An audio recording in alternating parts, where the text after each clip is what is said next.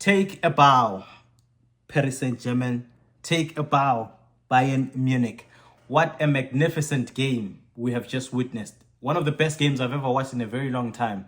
I've often had former players talking about how football isn't the same to them anymore, how it has gotten mundane. But I bet you if they watched today's game, they definitely enjoyed it and they understand why they are football lovers. That was it. They gave it to us from the other side to the other side. It was just a band for band, pound for pound type of football. And it ends in favor of PSG, of course. They managed to score 5 goals and Bayern scores 4. And I think that's a fair score. That's a very, a good score for PSG, of course. They're at home. Them getting a win gives them a bit of hope, something to cling on, knowing fully that the following week they'll be heading to Germany at Berlin. And, it starts off, of course, with the Harry Kane penalty.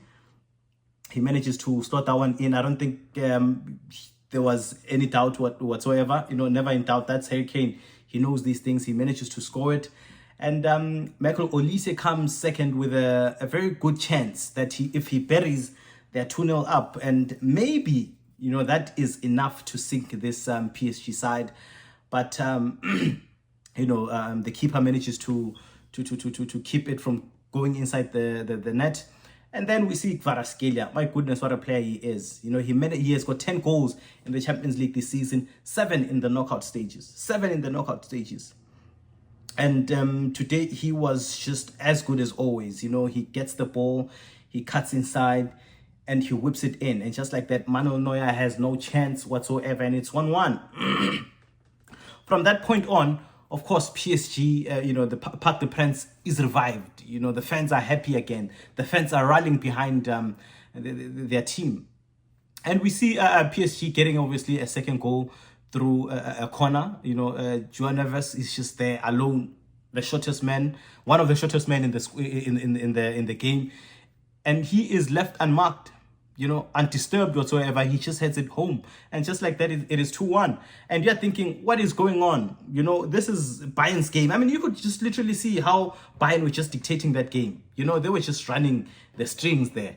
And they could have actually been 2-0 up. And whatever reason, now they are 2-1 down. And you're thinking, what is going on? Is this how it's going to end? But of course, Michael Olise in the 41st minute, he had many chances, of course. And you're thinking maybe with the first miss, maybe this won't be one of his games. Maybe he's not going to score or whatever. But, I mean, he gets the ball and he goes straight at them. There are 2 players in front of him.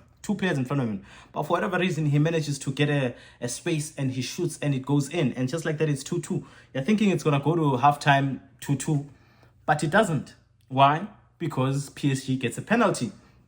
Dembele had the ball. He tried to cross it in. But Davis, released his hand to block the ball, which many say wasn't a penalty. But I believe that it was a penalty because initially, as Dembele has the ball, when he traps the ball, you can see that Davis has both his hands locked behind him, right? But as soon as Dembele prepares to shoot the ball, the left hand has been released for whatever reason, and it goes exactly where the ball is going. He puts his hand in front of where the ball is supposed to pass through. That's deliberate. That's a penalty. You know what I mean? But there are those that don't believe it is a penalty, so I don't know.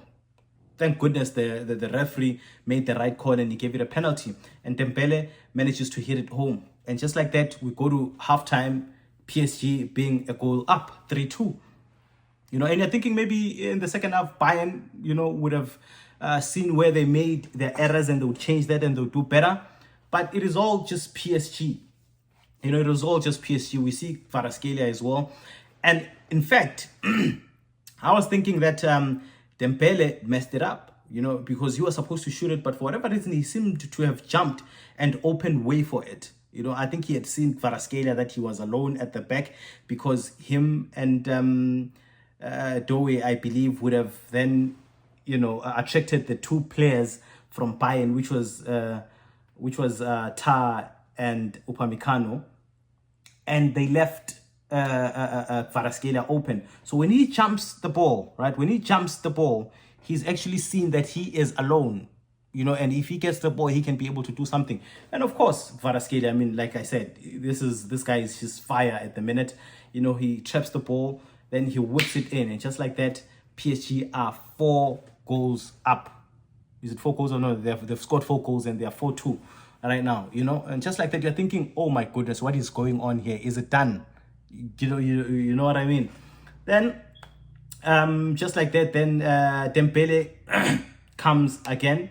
He comes again, he gets his goal, and they're 5-2. You're thinking, okay, this is decent, this is decent. But Bayern is Bayern, man. Bayern is Bayern. Actually, when I saw it was 5-2, and I saw how they were pressing and how they just kept on suffocating this PSG side. Mind you, PSG has a good squad, right? The first 11 as well as those that are in the bench. And this Bayern side only had Jackson, right? And who's the other player? I forgot his name, right? Whom I think he later came on. So they only had 2 players because Gnabry, we know that he's injured, right? Gnabry is injured. So the only players that he brought in was Goretzka as well as Jackson. So those are the only 2 players that he has. And these are just average. I wouldn't say they're the best players in the world. Average. I mean, Jackson, the less said about him, the better, right?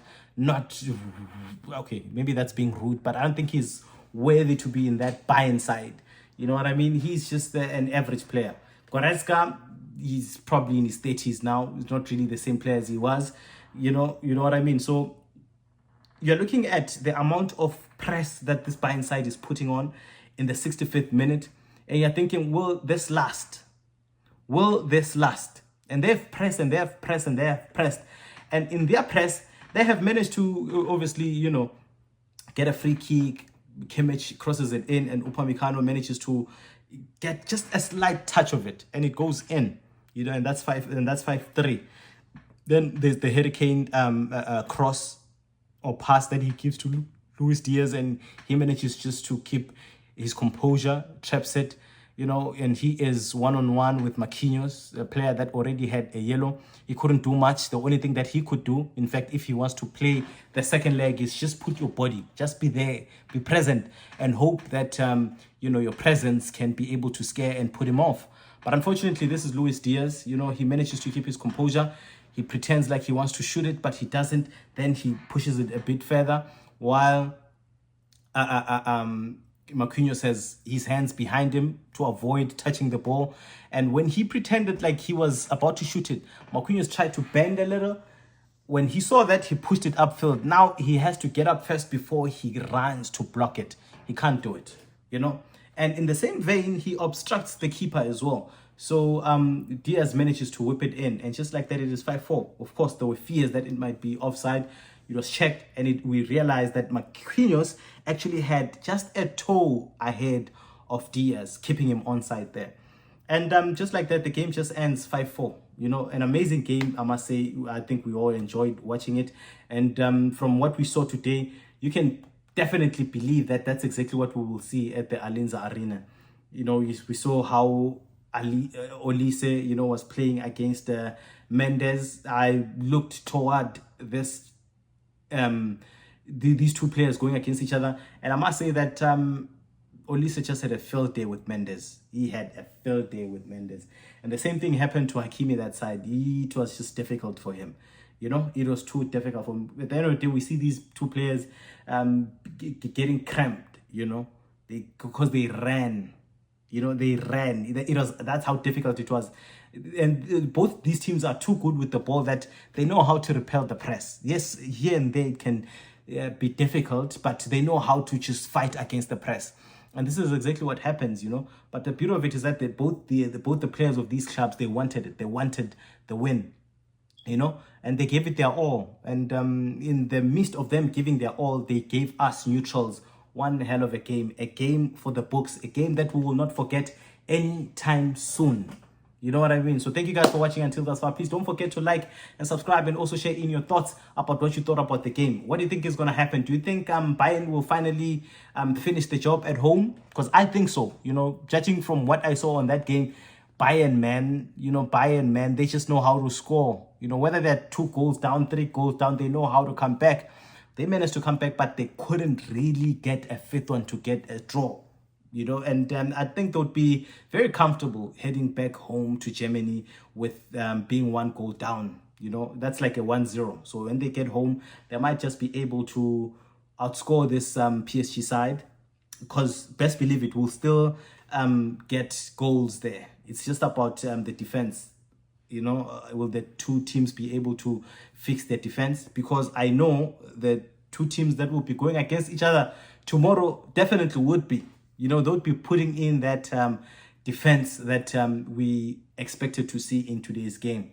Thank you guys for watching until thus far. Please like and subscribe, and also share in your thoughts.